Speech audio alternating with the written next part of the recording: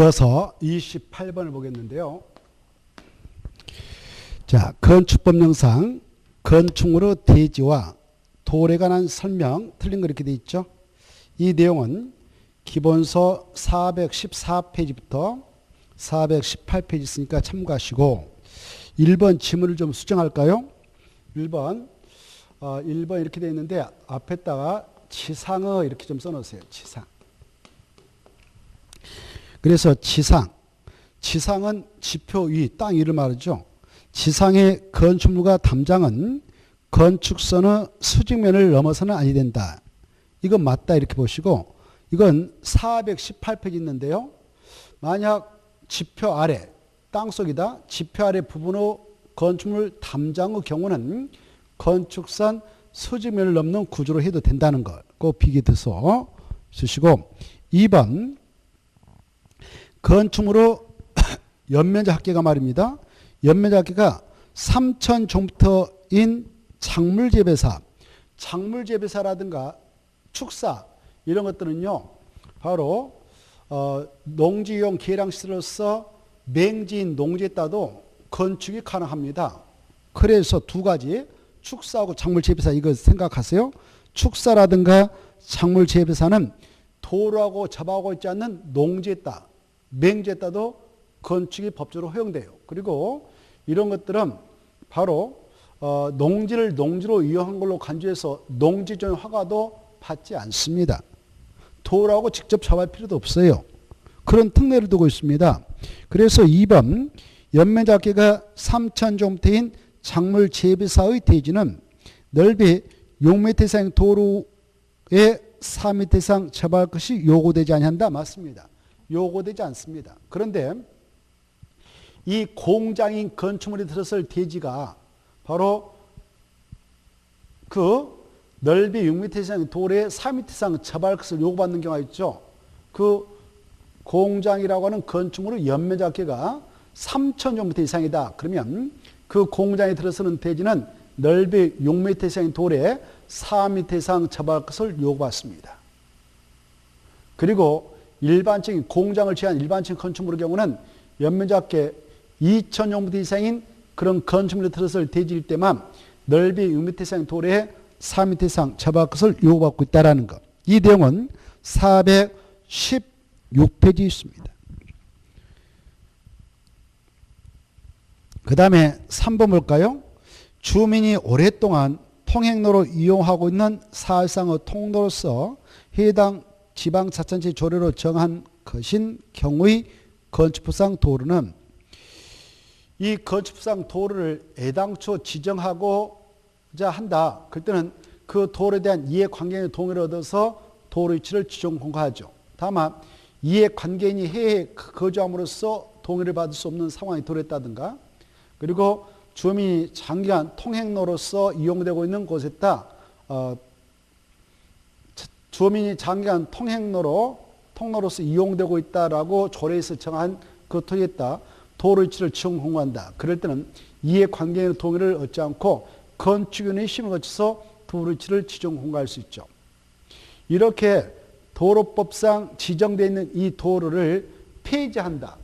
이 도로를 없애고자 하는 폐지, 위치를 옮기고자 하는 변경. 이 폐지하고 변경할 때는 반드시 이 도로에 대한 이해관계의 동의를 얻어야만 폐지와 변경이 법적으로 허용됩니다. 그래서 3번 틀렸죠. 동의를 받지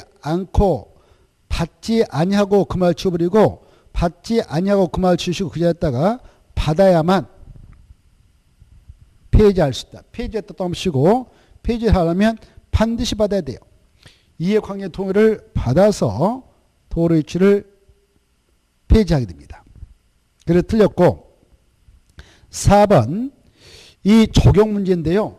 적용은 아까 그 3번 지문은 415쪽 있으니까 참고하시고, 4번 이것은 409쪽 있습니다. 우리가 건축물을 건축하려는 대지 면적이 200제곱미터 이상이다 그러면 그런 대지에다 건축물 건축할 때는 원칙으로 적용을 대지한테 해야 하는데 설령 대지 면적이 200제곱미터 이상이요. 그렇다 건축물을 건축할 때에 일정한 경우는 적용을 면제받죠. 그때 면제해주는 그 경우 수를 알아두셔야 돼요.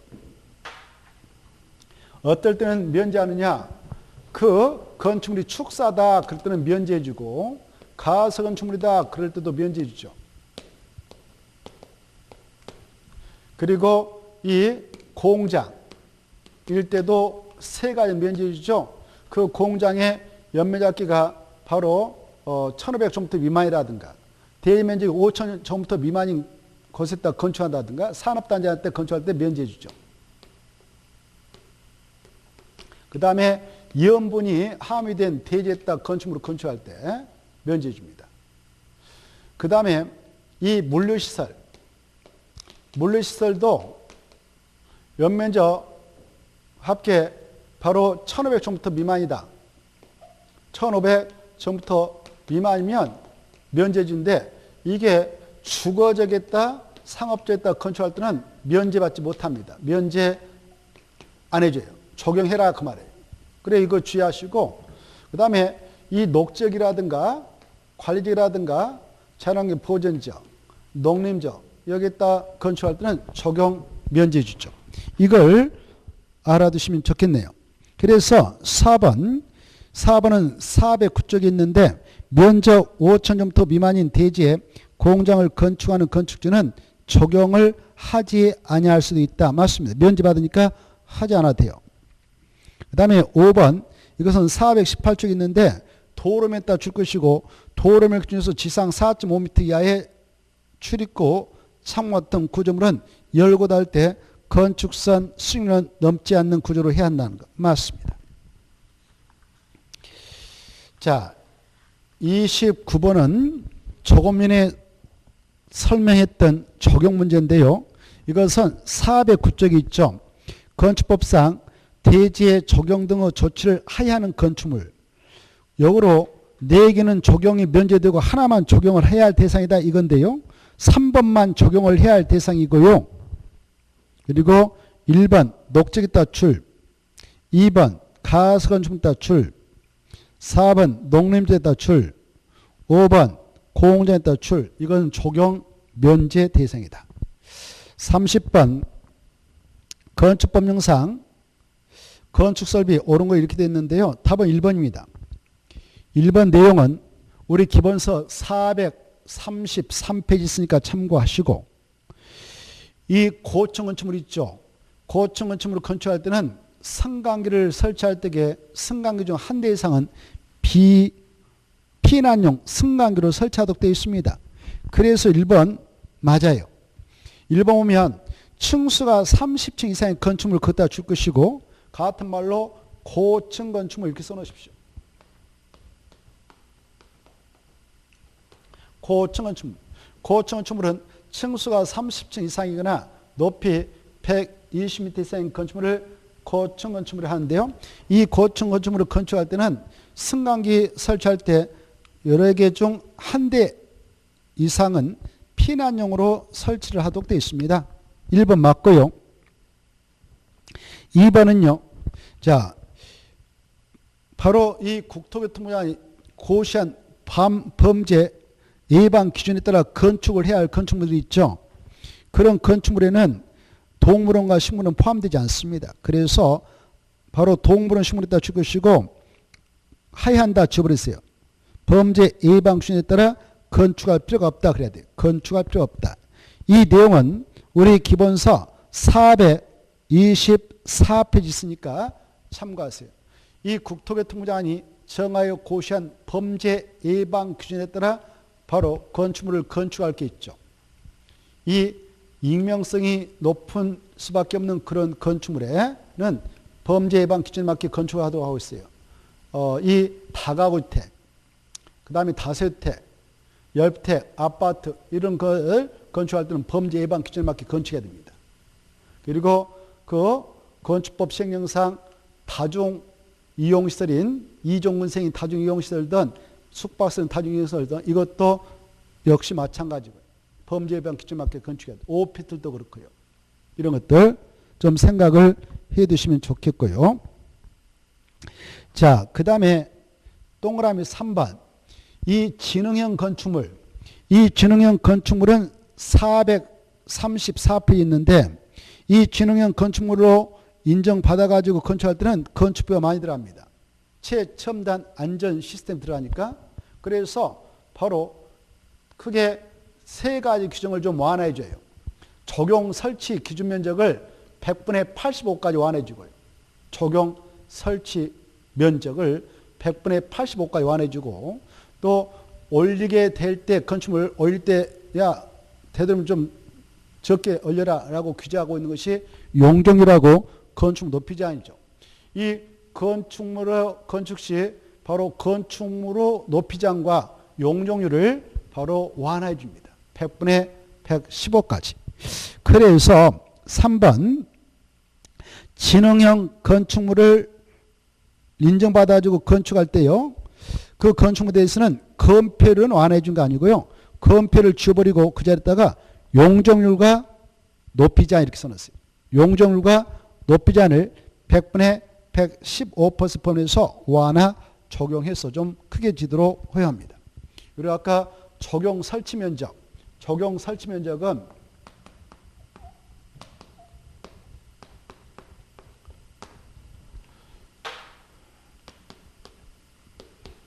적용 설치 면적은 100분의 85 처음부터까지 완화 적용을 받을 수 있다는 거. 그 다음에 4번 높이 31m 8층짜리 건축물, 바로 비상용 승강기를 한 대 이상 설치한다. 비상용 승강기는 높이 31m를 초과할 때부터 설치를 하도록 규제합니다. 그래서 31m짜리다 그럴 때는 바로 비상용 승강기를 한 대 이상 설치할 필요는 없어요. 하이한다 지워버리고 할 필요 없다. 설치 하이한다를 지워버리고 할 필요 없다. 몇 미터를 초과할 때부터 비상용 승강기를 한 대 이상 설치하도록 됐냐? 31m를 초과할 때부터. 그래서 31m 딱 걸렸으니까 초과하지 않았죠. 그래서 비상용 승강기는 설치할 필요는 없습니다. 이 내용은 433페이지 있어요. 5번은 아파트로서 4층 이상인 층의 각 세대가 2대 이상의 지통 계단을 사용할 수 없는 경우에는 피난 안전구역을 설치한다? 틀렸습니다. 피난 안전구역 지워버리고 그 자리에다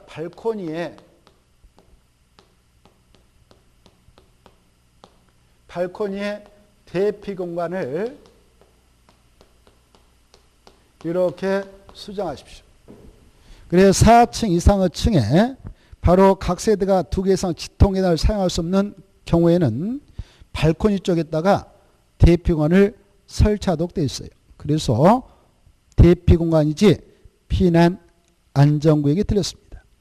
이 내용은 425쪽에 있어요. 이때 대피 공간의 면적은 옆 세대하고 우리가 두 세대가 함께 사용하게 됐다 그러면 면적은 3제곱미터 이상, 우리 세대만 바로 단도로 사용하게 될 때는 2제곱미터 이상으로 만들게 됩니다. 피난 안전구역은 바로 그 건축물이 초고층 건축물이다, 준초고층 건축물이다 그럴 때 피난 안전구역을 설치하도록 되어 있죠. 초고층 건축물은 층수가 50층 이상이거나 높이 200m 이상인 건축물 하는데, 이런 초고층 건축물에는 지상층으로부터 30개층 이내마다 1개소 이상 피난 안전구역을 설치하도록 되어 있죠. 준초고층 건축물은 바로 전체 층수의 2분의 1에 해당하는 층을 기준으로 상하 5개층 이내에다가 1개소 이상 피난 안전구역을 설치하도록 되어 있습니다. 자, 그 다음에 이제 31번. 이 내용은 공개공지인데요. 이 내용은 기본서 410쪽부터 411페이지 있습니다. 공개공지 등을 확보 틀린 거 이렇게 되어 있는데 4번이 틀렸습니다. 공개공지 등을 확보할 때는 건축 면적이 아니라 대지 면적이죠. 대지 면적으로 수정하시고 100분의 10 이하입니다. 이상이 틀렸죠. 그래서 두 간대가 틀렸네요. 공개공지 등을 확보할 때 대지 면적의 100분의 10 이하의 범위에서 바로 조례로 정한 몇 년만큼 내놓으면 됩니다. 그래서 4번 틀렸고 나머지는 맞습니다. 자, 이 5번 질문 보면 공공유지 등을 설치, 제공한 건축주에게는 그 건축물 건축할 때 인센티브 주죠. 그때 1.2배까지 완화 적용할 수 있는 것이 두 가지 있죠. 거기 보면 용적률이라든가 높이 제한을 1.2배까지 완화해 줍니다. 완화했다 줄 것이고 1.2배 이렇게 써놓으세요. 그리고 이 공공유지 하면은 확보 대상적 꼭 암기하시라고 그랬죠. 확보 대상적은 1주준주 준공 모든 상업적, 일반 그거죠. 일반 주거적, 준주거적, 준공업적, 그 다음에 상업적 네 가지. 중심, 일반, 유통, 근린, 상업적 다. 여기에다 공용을 확보 제공하게 되죠. 그리고 특별자치장, 특별자도사, 시장군수, 구청장이 지정 공간, 여기도 좀 내놓으셔야 됩니다라고 그렇게 지정 공간, 구역, 또 산업단지를 정비할 장소인 경우에도 공용지 확보 대상지게 되는데 그것들은 좀 참고하시고 용도 좀 꼭 암기하십시오. 일주, 준주, 준공 모든 상업적 확보해야 한다. 이거.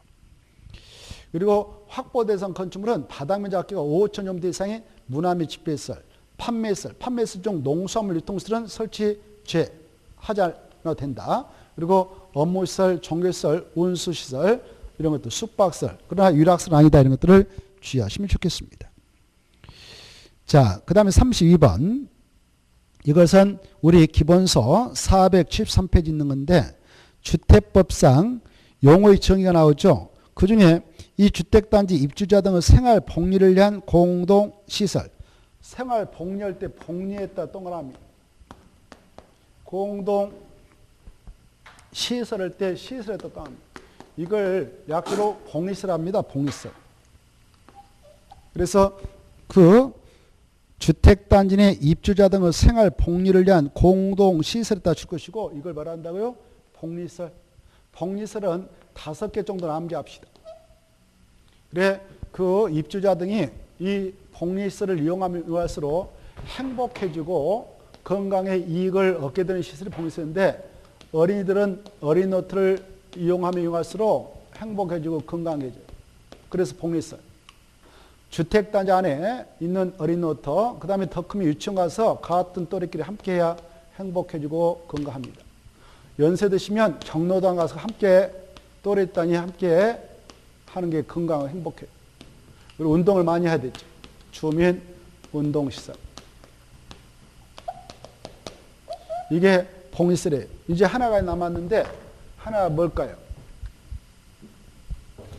아파트 단지, 주택단지를 들여다보면 단지 입구에 다 슈퍼마켓 있죠. 이런 것들을 근린 생활시설 합니다.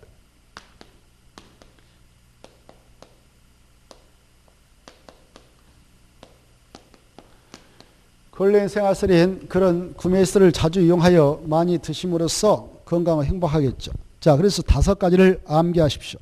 그래서 답은 5번이고요. 1번, 2번, 3번, 4번은 바로 부대시설이에요. 부대시설.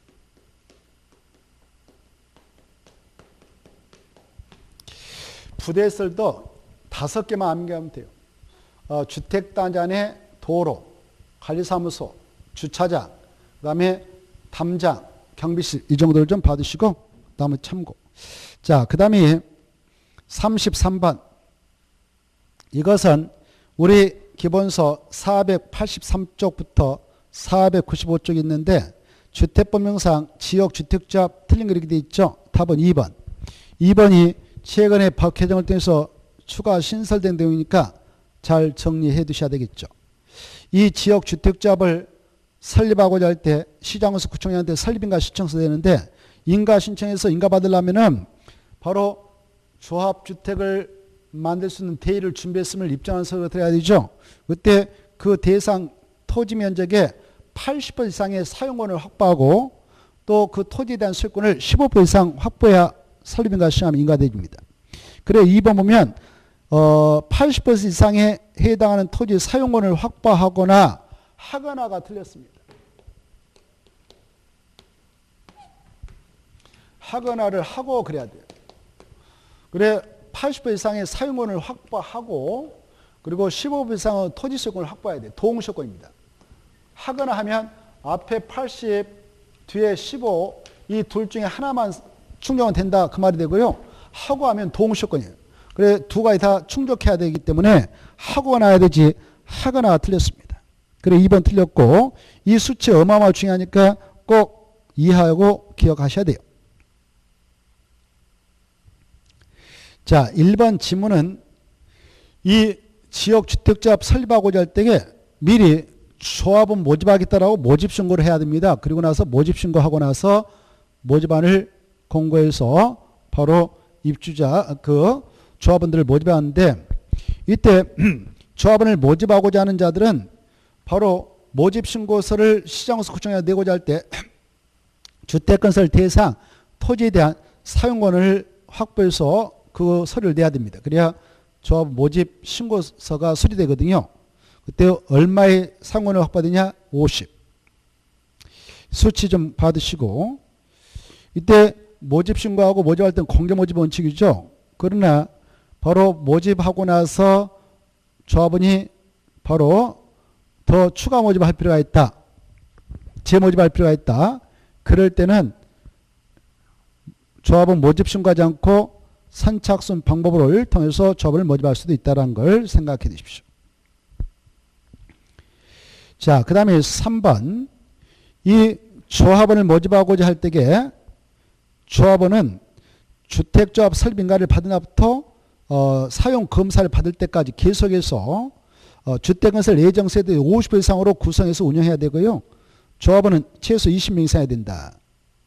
그 다음에 4번. 조합 설립인가 받았다면 그날부터 늦어도 주택 건설을 해 들어가게 한 절차인 사업계획 승인을 2인 내에 신청해야 된다. 만약 사업계획 승인 신청에서 3년이 될까지 승인을 받지 못한 경우라면 조합 해산 여부를 결정해야 됩니다. 그 다음에 5번 바로 맞습니다. 3년이 되냐까지 승인을 못 받으면 조합총회 의결을 거쳐서 해산 여부를 결정해야 됩니다. 34번 이건 495쪽이 있죠. 주택법령상 주택건설 사업계획 승인이다. 틀린 거 답은 5번인데요. 이 사업계획 승인을 받을 때에 그 주택건설 사업을 함에 있어서 대지 조성 사업을 함에 있어서 그 사업장이 어느 장소가 됐든 전 국토가 이렇게 있는데 그 장소가 어느 장소가 됐든 그 사업을 하려는 자가 국가다. 국가에서 만든 한국토지주택공사다. 이런 꾹꾹이가 한다 그랬죠. 꾹꾹이가 주택건사업 대지 조성사업을 하려 할 때는 누구한테 가서 승인받느냐 사업계획서 받느냐 국가한테 가서 받는다 그랬죠. 국토교통부 장관. 그래서 5번 보면 지방사카 틀렸어요. 지방사카 그 말 줘버리고 국가 이렇게 써요. 국가.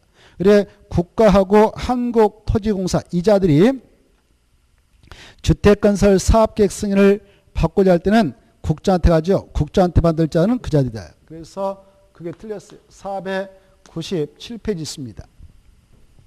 그래 국토교통부장한테 사업계획 승인을 받아야 할 경우가 있으니까 어떨 때냐 국가가 한국토지공사가 주택건사업 대지 조성사업을 하고자 할 때는 국토교통부장한테 사업계획 승인 받고 또 국토교통부 장관이 지정 고시한 구역 안에서 사업할 때도 국토교통부장한테 승인받는다.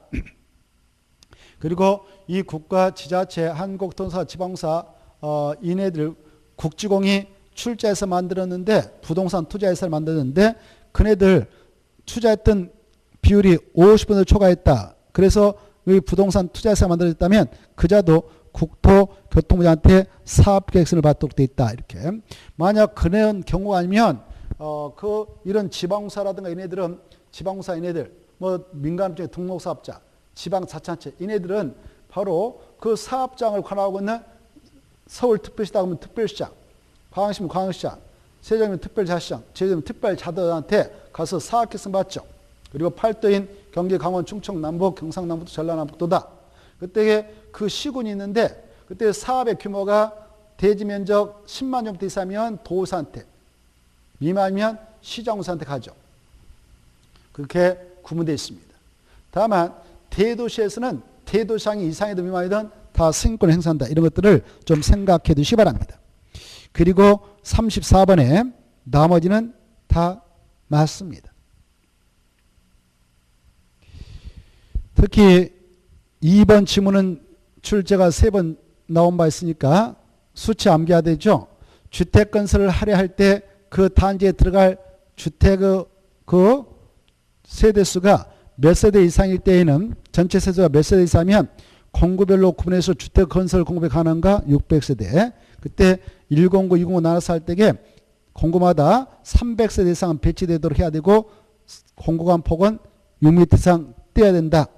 그 다음에 이 주택법상 사업계획 승인을 받아갔던 사업체는 사업계획 승인 고시 따르면 몇 년에 사업에 착수하든가 5년, 정당한 사유가 있으면 1년 연장받을 수 있고 그 기간 내에 들어가면 승인을 취소할 수 있다.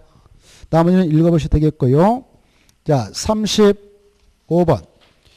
그리고 사업계획 승인 신청 들어가면 사업계획 승인권자는 60일 내에 사업계획 승인 여부를 결정해서 알려준다. 이런 것들이 머릿속에 떠올랐으면 좋겠습니다. 그 다음에 37번. 이것은 549쪽에 있는데요. 주택법령상 주택상호 사치에다 틀린 거 이렇게 되어 있죠. 3번이 틀렸습니다. 이 주택상호 사치를 한국토지부동산하고 일정한 요건을 갖춘 등록사업자가 발행해서 팔아먹을 수 있고요. 이때 등록사업자 경우 국토교통부한테 등록을 말소당할 수가 있죠. 말소를 당했다 하더라도 그 말소 효력은 이미 발행했던 주택상호 사치에는 영향을 미치지 않기 때문에 그 사치는 그대로 유효해서 바로 보증기관에서 책임져야 됩니다. 그래서 그 효력에 영향을 미치지 않는다는 거예요. 그대로 유효하지 무효가 된다는 거 아닙니다. 3번 그래 틀렸죠. 등록사업자의 등록이 말소된 경우에는 등록사업자가 발행한 그 주택상호 사치 효력은 상실된다. 상실된다 지워버리고 상실되지 아니하고 그대로 유효하다 그래야 되죠. 그래서 3번 틀렸습니다. 자, 1번 지문은 이 한국토지주동사가 주택상호 사치를 발행할 때는 보증을 받지 않고 발행하지만 민간업자인 등록사업자는 반드시 보증을 받아야 발행이 가능하다. 보증기관은 뭐 금융기관이라든가 주택도시보증공사에게 받아야 된다. 2번 이 주택상환 사채, 주택상환 사채는 원칙은 중대 상환 안 됩니다. 양도할 수 없습니다. 그러나 외적으로 법정된 사유가 있으면 양도할 수 있죠. 세대원 전원이 근무상 생업상 사정 발생해서 다른 행정으로 이전한다. 상속받은 주택으로 세대원 전원이 이전한다. 세대원 전원이 해외로 이주한다. 또 세대원 전원이 해외에 2년 이상 체류한다. 그때는 이 주택상환 사채의 양도 양수가 인정되고 양수를 통해서 취득한 자는 명의변경을 확실히 해야 되는데 그때 명의변경은 바로 주택상환 사채 원부를 발행자가 가지고 있죠. 사채 원부에다 취득자의 성명과 주소를 기록해달라고 해서 기록하고 사채에도 그 취득자의 성명을 기록해야만 됩니다. 그렇지 않으면 발행자 제3자에게 대응할 수 없다는 것입니다. 2번 맞습니다. 4번은 참고로 읽어보시고 5번 이 주택상환 사채를 발행해 나가고자 할 때 한국토지동사 등록사업자는 발행계획 수립해서 작성해서 국토교통부한테 승인받습니다. 승인받아서 발행할 때 반드시 기명증권으로만 발행해야 합니다. 발행할 때는 할인 방법으로 발행해도 되고 액면금액으로 발행해도 됩니다. 이때 발행하였다. 그럴 때는 바로 주택을 건설해서 상환해 준 것이 원칙이고요. 현금 상환을 그 채권자가 가지고 있는 채권자가 요구하면 현금 상환도 가능하죠. 이때 상환기간은 바로 이 발행부터 주택공급계약 체결까지 기간 동안 3년을 초과할 수 없다는 거예요. 상환기간은 3년 초과할 수 없다. 이런 것들이 머릿속에 정리됐으면 좋겠고 이 주택상환 사채 발행에 대하여 이 주택법을 먼저 적용하는데 없으면 상법 중 사채 발행 규정을 준용한다. 이런 것들이 머릿속에 새겨져야 됩니다. 36번 이것은 514페이지 있는 것인데 주택법령상 주택 공급 설명 틀린 옳은 거 이렇게 돼 있죠. 답은 4번입니다. 4번 맞습니다. 이건 4번은 519페이지 있는 것으로서 사용검사의 매도 청구죠. 이 사용검사 매도 청구는 주택건 사업이 다 끝나고 사업체가 분양받은 주택 소유자한테 딱 소유권 이전 고시하고 나갔다. 그래서 이 주택 소유자에 들어와서 살고 있는데 그 단지 안에 정년의 땅을 가지고 있던 사람이 소유권 이전을 해준 적이 없는데 자기 땅이 다른 사람한테 넘어가 버렸다.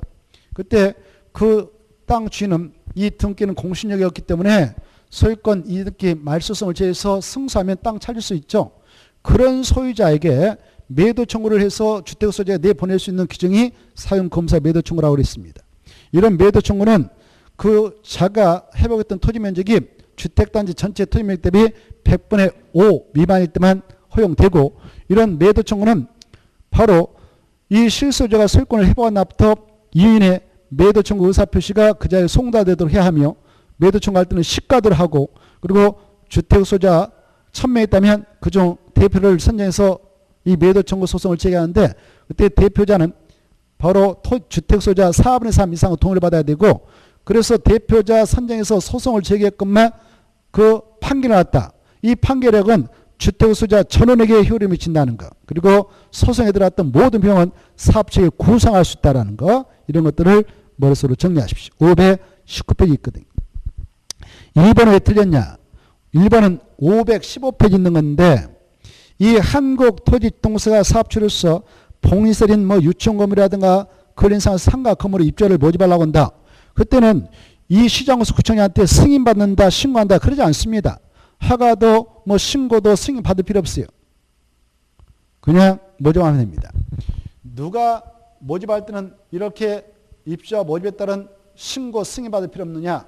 국가, 지방자치단체, 한국토지공사, 그 다음에 지방공사, 이네들이 출자해서 만든 부동산 투자회사, 그네들이 출자했던 비례 그것이 전체 비용 대비 50% 초과해서 만든 부동산 투자회사, 이네들을 공공주택 사업자라는데, 이네들이 입주자 모집할 때는 승인도 신고도 하지 않기 때문에 1번 틀렸습니다. 승인받아야 된다. 승인받지 않고 모집할 수 있습니다. 그런데 이제 금방 국주공이 아닌 민간업자인 등록사업자가 바로 입주자를 모집할 때는 주택의 입주자는 모집을 하기 전에 시장구청에서 승인받아야 되고, 복리스로 입주자를 모집할 때는 신고한다, 이렇게 정리해 주십시오. 2번은 528쪽에 있는데, 분양가 상한제 적용을 받지 않는 주택 세 가지를 떠올라야 돼요. 세 가지를 떠올라야 되는데, 거기 관광시험에 따라 지정된 관광특구에서 건설 공급하는 층수가 50층 이상이거나 높이 150m 이상의 아파트 공동택은 분양가 상한제가 적용되지 않기 때문에 사업자가 분양가 마음대로 정해서 팔아먹도록 허용하죠. 그래서 51층이니까 분양가 상한제 적용을 받지 않아요. 이다를 지워버리고 적용 대상이 아니다. 그래서 분양가 상한제가 적용되지 않는다 이거죠. 분양가 상한제가 적용되지 않는 것 세 가지를 528페이지에서 볼 수 있죠. 도시형 생활택도 분양가 상한제가 적용되지 않는다. 그리고 경제 자유관에서 건설 공업들은 공동체로서 그 투자유치위원회에서 바로 심의 의결한 것도 분양가 상한제를 적용하지 않는다. 이 세 가지가 떠올라야 되겠고, 3번. 이 3번은 528쪽에 있는데, 분양가 상한제 적용적. 이 분양가 상한제 적용적은 공공택지가 아닌 택지인데 주택가격 상승률이 물가 상승률 대비 엄청 이렇게 폭등해서 문제가 될 등 싶다. 그래서 주택가격을 안정화시킬 필요가 있다. 그때 국토교통부 장관이 분양가 상한제 적용적이다라고 칭할 수 있어요.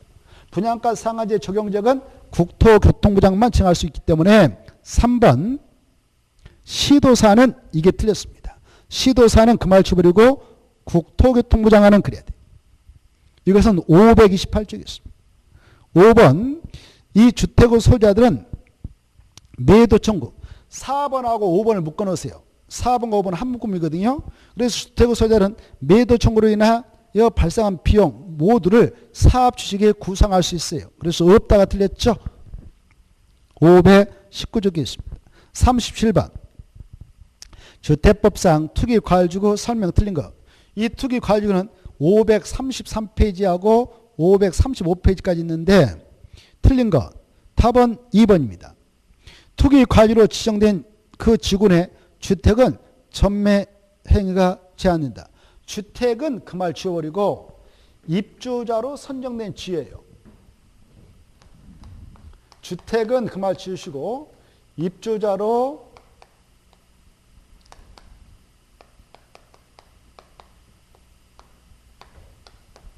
지혜 이렇게. 그래 입주로 선정된 지를 약조로 분양권 이렇게 표현하고요. 입주권 이렇게도 표현합니다. 그래 여기 오늘 서울특별시 전체에다가 투기과열지구다라고 지정했다 합시다. 이 투기과열지구는 국토교통부장하고 서울특별시는 특별시장이 지정하죠. 그래 지정권자가 국토교통부장은 시도사인데 서울특별시에다 정할 수 있는 자는 이와 같이 국토교통부장 서울특별시장이 있어요. 오늘 지정했다. 이때 주택가격 안정을 도모하기 위해서 입주권 전매를 제한하고자 이거 전매를 제한하기 위해서 지정합니다. 입주권. 오늘 지정했는데 이 안에 어마어마한 주택 있잖아요. 주택 서울특별시에. 기존 주택이 있다면 이거 전매 못 팔게 제한하려고 한 게 아니에요. 투기과열지로 지정된 이후 이 신규 주택을 분양받으려고 신청했어. 그때 당첨됐어. 그러면 입주로 선정된 지위를 획득했다 해. 분양권을 취득했다 합니다.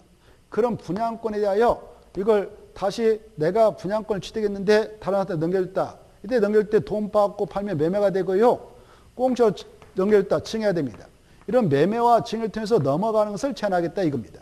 이걸 제한하게 되는데 그래 신규 이런 주택에 대한 입주권으로 전매를 제한하죠. 이때 근데 상속으로 이게 넘어갈 때는 허용돼. 상속. 매매와 증여를 통해서 넘어갈 제한하겠다. 이때 제한기간은요. 입주자로 선정된 날이 있을 거 아닙니까? 오늘 그날에 합시다. 선정날부터 바로 언제까지 이걸 전매 제한받느냐. 이 사업체가 사업 다 끝나고 나서 내가 분양권을 쥐고 있는 입주자로 선정된 지위를 가지고 있는 자다. 그러면 잔금되면 소유권 나한테 이전해 주죠. 이렇게 소유권 이전 등기까지 전매를 못하는 거예요. 그래 소유권 이등기 찼다. 그러면 이거 소유권 취득했으니까 그때는 전매가 제한되지 않습니다. 팔아먹어도 돼요. 그런데 이 소유권 이등기를 입주로 선정부터 5년이 넘었어. 근데 아직 사업이 지연돼서 소유권 이전 안 해줬어. 그러면 이 분양권 전매를 허용합니다. 그래서 2번 틀렸다. 3번, 4번, 5번 맞습니다. 자, 그 다음에 38번. 이것은 535쪽부터 536쪽에 있는 건데 이 주택법령상 조정 대상적 지정과 해제 옳은 그렇게 되어 있죠. 1번이 맞습니다. 국토교통부장은 조정 대상적 지정권자요 해제권자인데요. 이 자가 조정 대상자로 유지할 필요가 없다라고 지가 판단했어요. 지정하고 나서 지가 판단했습니다. 그러면 마지막에 해제해야 한다 이렇게. 해야 한다가 중요해. 할 수 있다면 드립니다. 해야 한다 하면 들고 할 수 있다. 아까 37번에 3번도 봐보세요.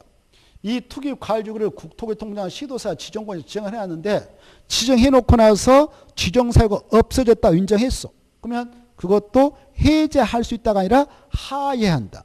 조정 대상적도 마찬가지예요. 하여야 한다. 그래서 1번 맞습니다. 2번은요. 시도사가 틀렸어요. 이 조정 대상적도 국토교통부장만 지정합니다. 그래서 시도사 틀렸고요. 국토교통부장가 이렇게 해야 돼요. 3번 이 국토교통부장은 조정 대상적을 지정하였을 때에는 지체 없이 이를 공고하고 그 조정 대상자에 관한은 시도사에게 보는 게 아니라 그 국토교통부장관이 서울특별시 무슨 구했다 칭했다 서울특별시장 냈다 그때 통지해 준 거 아닙니다. 그 구청장한테 통보를 해줘요. 또 서울특별시가 아니라 저 부산광시에 무슨 그 동래구에다가 지정했다.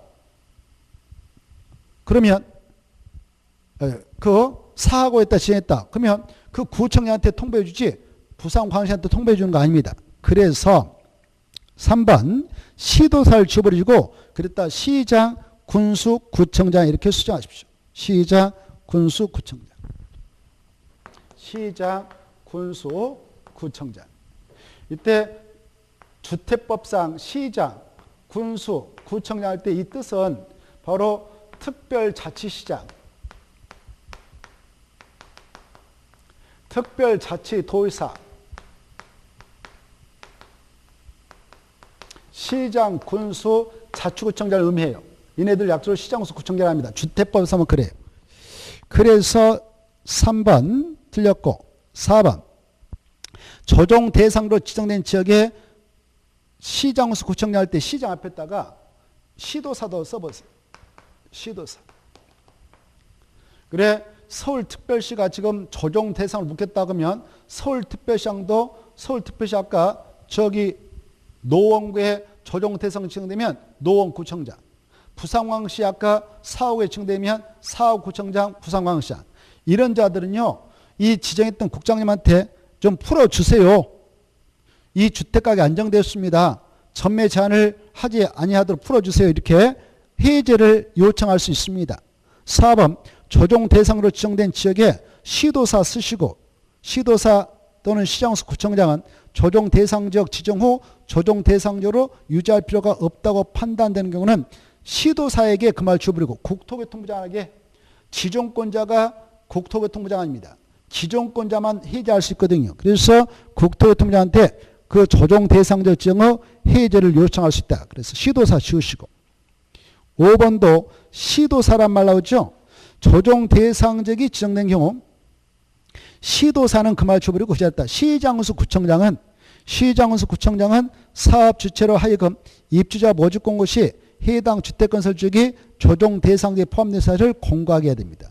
사업 측이야 이 지역은 네가 그 건설에서 분양하려고 하는 그 지역은 조정 대상지역이다 라고 공고해 바로 하게 하는 자는 시장수 구청장이지 시도사가 아닙니다. 39번 농지법상 내용인데 옳은 거 이렇게 돼 있죠. 답은 3번입니다. 8년 이상 농업 경영한 후 이인호 환자의 소유 상한은 원칙적으로 1만 제곱미터 이내다. 이건 561페이지 있죠. 그런데 2번은 틀렸습니다. 상속으로 농지를 취득한 농업인이 있다. 이 농업인은 상속받은 농지가 얼마 됐든 그것까지 다 포함해서 자기가 소유한 농지가 다 포함해서 면적에 제한 없이 농업이라든가 농업법인은 소유할 때 면적에 제한을 받지 않습니다. 그래서 무제한치로 농지 소유하면서 농업 경영할 수 있도록 허용하죠. 그래 틀렸습니다. 상속으로 농지를 취득한 농업인은 밑에다 줄 것이고 면적에 관계없이 무제한치로 농지 소유하여 농업 경영할 수 있다 이렇게 하시고 그런데 뒤에 상속 농지 중에서 총 1만 제곱미터까지만 소유할 수 있다. 총 1만 제곱미터까지만 소유할 수 있는 자는 비농업인이에요. 비농업인. 상속을 받은 자 중 비농업인도 있고 농업인이 있어요. 그때 농업 경영을 하지 아니한 자 이걸 비농업이라 하죠. 농업 경영을 하지 아니하는 비농업인은 상속받은 농지 중 1만 제곱미터까지만 법적으로 소유하도록 규제하죠. 그 초과분은 1년에 처분해야 됩니다. 하지 않으면 시장수 구청장이 6개월에 처분하도록 농지처분 명을 내리고 그 명령을 6개월 이내에 이해하지 않으면 이행 강제금을 그 농지가액의 20% 상당한 금액으로 1년에 한 번씩 반복 부과할 수 있죠. 이때 농지처분 명령을 받았던 그자 6개월 내에 그 처분을 이행하기 곤란하면 한국농어청사에게 매수청할 수 있어요. 이때 매수청 받으면 한국농어청사는 사할 의무는 없지만 사게 된다면 개별 공시를 기준으로 사되 인근의 실거래가가 더 낮은 가격으로 형성되어 거래되었다면 실거래가를 기준해서 매수할 수도 있습니다. 이때 이렇게 농지를 아까 상속받아서 취득한 자인데 농업 경영을 하지 않는 비농업이다. 그때 상속받은 농지가 10만이면 일단 1만은 자기가 소유하면서 관리할 수 있어요. 그런데 1만 제곱미터 초과했다 아까 9만 제곱미터 있죠? 그것은 한국농어청사한테 위탁하면 돼요. 위탁해서 임대 무상 생활하게 그럼 맡겼다면 그 기간 중에는 법적으로 소유를 할 수 있도록 해야 합니다. 그 다음에 1번은 왜 틀렸는가? 1번은 556페이지부터 557쪽에 있는 농지의 범위인데요. 지목이 전이다, 답이다, 가소인 토지는 무조건 농지입니다. 그 농작물 경작기간, 단양수 재배관이 몇 년이 됐든 묻지 않고 무조건 농지예요. 그래서 농지가 아니다가 틀렸어요. 농지가 된다. 이렇게. 그때 전답 가수는 농작물 경작기간 단양성을 재배와 무관하게 무조건 농지이고요. 전답 가수원이 아닌 그런 토지로서 임야를 뺀 나머지 24가지 지목인 토지는 바로 농작물 경작기간 단양성 재배관이 3년 이상이면 농지가 되지만 3년 미만이면 농지가 아니라는 거. 다만 지목이 임야인 토지는 산업상 산진용 허가를 거치 않고 농작물 경작 단양성 재배하고 있으면 기관과 무관하게 절대 농지가 아니라는 거 알아주시기 바랍니다. 그 다음에 4번 농지 전용 협의를 마친 농지. 농지 전용 협의에 따라 동합치고 협의를 마친 농지의 경우는 농지 취득할 때 농지 취득 자격증명 발급을 요하지 않습니다. 그래서 발급받아야 할 때 받아야를 쳐버리고 받지 않고 그래야 돼. 받지 않고 농지를 취득할 수 있다. 그런데 농지 전용 허가, 농지 전용 신고를 마친 농지를 취득하게 될 때에는 농지 취득 자격증명을 발급받아서 등기 신청할 때 처음부터 내도록 되어 있다는 거. 562페이지 있습니다. 5번 주말 체험용농을 하려고 농지를 소유하는 경우가 있죠. 그때 세대원 전원 총 합산 면적 1,000제곱미터 미만만 소유를 인정하는데요. 그럴 때 바로 농지를 취득함에 있어서는 농업 경영성 낼 필요 없지만 농지 취득 자격증명 발급은 요합니다. 그래서 등기 신청할 때 처음부터 내도록 하고 있죠. 그래서 5번 틀렸습니다. 5번 마지막에 발급받지 않고도 할 때 받지 않고도 그 말을 쳐버리고 발급받아야 농지를 취득할 수 있다. 이렇게 563페이지 있습니다. 40번 농지법상 다음 설명은 틀린 거 이렇게 돼 있죠. 답은 5번입니다. 5번은 589쪽에 있는 건데 농지를 전용하려는 자. 농지를 전용할 때에는 우리 민간인들은요. 허가 아니면 신고 맞춰야 돼. 신고 대상이 있으니까 신고하면 허가받은 감지에서 별도로 허가 안 받습니다. 그런데 신고 대상이면 허가를 받도록 돼 있죠. 이때 허가권자는 원칙적으로 누구냐? 농림축산식부장입니다. 그래서 5번 농지를 전용하려는 자는 다 지워버리고 뒤에 다 지워버리고 원칙적으로 농림축산식품자한테 허가를 받아야 돼 이렇게 써놨어요. 원칙적으로 농림축산식품자한테 허가를 받는다. 그래서 5번 틀렸습니다. 그러면 1번 이 대리경작은 572쪽부터 575쪽이 있는데 대리경작자 나무 농지 대리경작에서 수확하면 수확량의 10% 100분의 10%의 그 토지성을 수확에부터 2개월에 갖다 줘야 되는 거. 그 다음에 2번 이 농지 임대차 기간은 3년 이상으로 하되 단양성심을 재비지로 또 여러 가지 시설 농업을 하겠다. 그때는 5년 이상 합니다. 그 다음에 자 농지 임대차는 575쪽, 578쪽 있죠. 3번 농지보존 부담금인데요. 601페이지 있습니다. 농지보존 부담금은 농지를 전용하게 되는 자들이 내죠. 허가받아서 신고 마치고 협의 거쳐서 전용할 때 이 농지보존 부담금이 되는데 농지보존 부담금은 농지관리금을 운영 관리하는 자에 갖다 냅니다. 601페이지 있다고 그랬죠. 4번 아까 농지소자 농지 처분명령 받으면 매수할 수 있어요. 어디다 할 수 있냐? 한국농업청원세계 568쪽 있습니다. 맞습니다. 여기까지 해서 오늘 일정을 마무리 짓겠습니다. 다음 주에 바로 사회를 가지고 우리가 또 살펴보도록 하죠.